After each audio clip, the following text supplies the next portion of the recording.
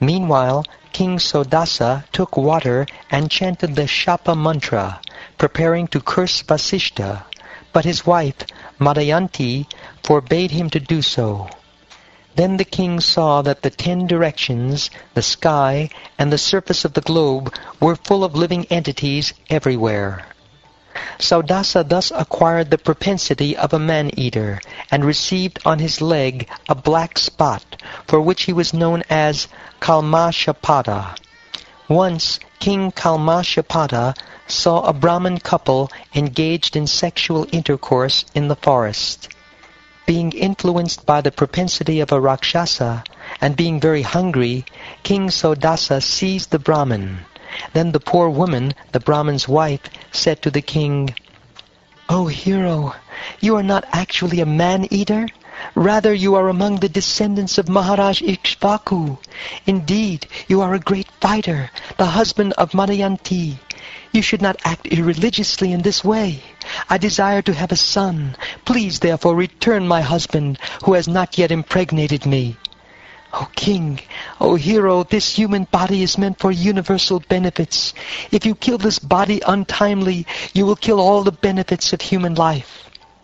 Here is a learned, highly qualified Brahmin, engaged in performing austerity and eagerly desiring to worship the Supreme Lord, the Super Soul, who lives within the core of the heart in all living entities. My Lord, you are completely aware of the religious principles. As a son never deserves to be killed by his father, here is a Brahmin who should be protected by the king and never killed. How does he deserve to be killed by a Rajarshi like you? You are well known and worshipped in learned circles. How dare you kill this Brahmin, who is a saintly, sinless person, well versed in Vedic knowledge? Killing him would be like destroying the embryo within the womb, or killing a cow. Without my husband, I cannot live for a moment. If you want to eat my husband, it would be better to eat me first, for without my husband, I am as good as a dead body.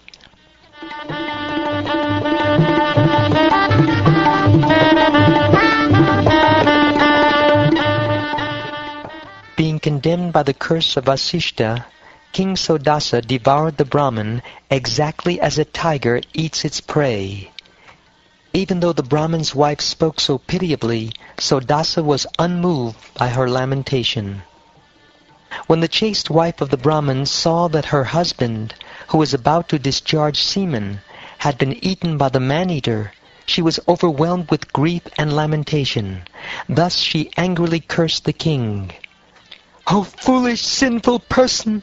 Because you have eaten my husband when I was sexually inclined and desiring to have the seed of a child, I shall also see you die when you attempt to discharge semen in your wife. In other words, whenever you attempt to sexually unite with your wife, you shall die."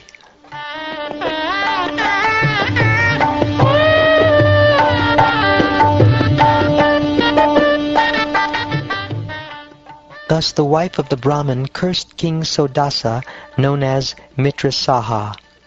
Then, being inclined to go with her husband, she set fire to her husband's bones, fell into the fire herself, and went with him to the same destination.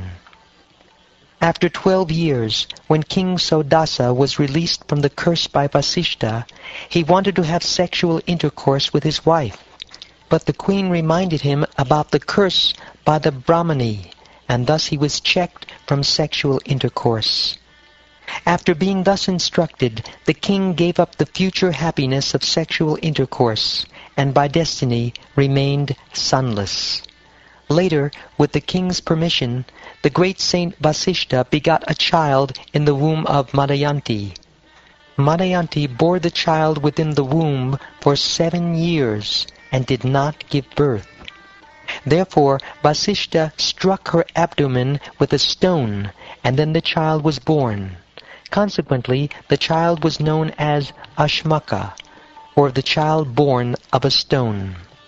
From Ashmaka, Balika took birth. Because Balika was surrounded by women, and was therefore saved from the anger of Parashuram, he was known as Narikavacha, or one who is protected by women. When Parashuram vanquished all the Kshatriyas, Balika became the progenitor of more Kshatriyas. Therefore, he was known as Mulaka, the root of the Kshatriya dynasty. From Balika came a son named Dasharath. From Dasharath came a son named Idavidi. And from Idavidi came King Vishvasaha. The son of King Vishvasaha was the famous Maharaj Katvanga. King Katvanga was unconquerable in any fight. Requested by the demigods to join them in fighting the demons, he won victory, and the demigods, being very pleased, wanted to give him a benediction. The king inquired from them about the duration of his life, and was informed that he had only 1 moment more. Thus he immediately left his palace and went to his own residence, where he engaged his mind fully on the lotus feet of the Lord. Maharaj Katvanga thought, "Not even my life is dearer to me than the Brahminical culture and the Brahmins, who are worshipped by my family. What then is to be said of my kingdom, land, wife, children, and opulence? Nothing is dearer to me than the Brahmins. I was never attracted, even in my childhood, by insignificant things or irreligious principles. I did not find anything more substantial than the Supreme Personality of Godhead. The demigods, the directors of the 3 worlds, wanted to give me whatever benediction I desired. I did not want their benedictions, however, because I am interested in the Supreme Personality of Godhead, who created everything in this material world. I am more interested in the Supreme Personality of Godhead than in all material benedictions. Even though the demigods have the advantages of being situated in the higher planetary system, their minds, senses, and intelligence are agitated by material conditions. Therefore, even such elevated persons fail to realize the Supreme Personality of Godhead, who is eternally situated in the core of the heart. What then is to be said of others, such as human beings, who have fewer advantages? Therefore, I should now give up my attachment for things created by the external energy of the Supreme Personality of Godhead. I should engage in thought of the Lord, and should thus surrender unto Him. This material creation, having been created by the external energy of the Lord, is like an imaginary town visualized on a hill or in a forest. Every conditioned soul has a natural attraction and attachment for material things, but one must simply give up this attachment and surrender unto the Supreme Personality of Godhead.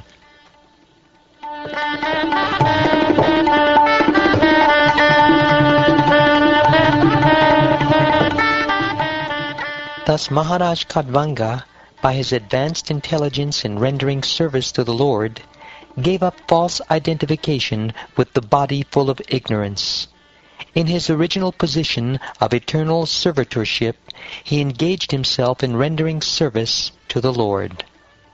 The Supreme Personality of Godhead, Vasudeva, Krishna, is extremely difficult to understand for unintelligent men who accept him as impersonal or void, which he is not.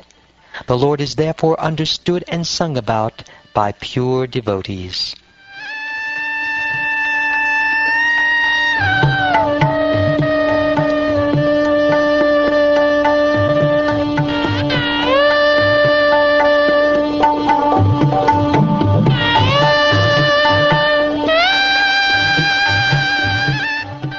Thus ends the 9th chapter of the 9th canto of the Shrimad Bhagavatam, entitled The Dynasty of Amshuman.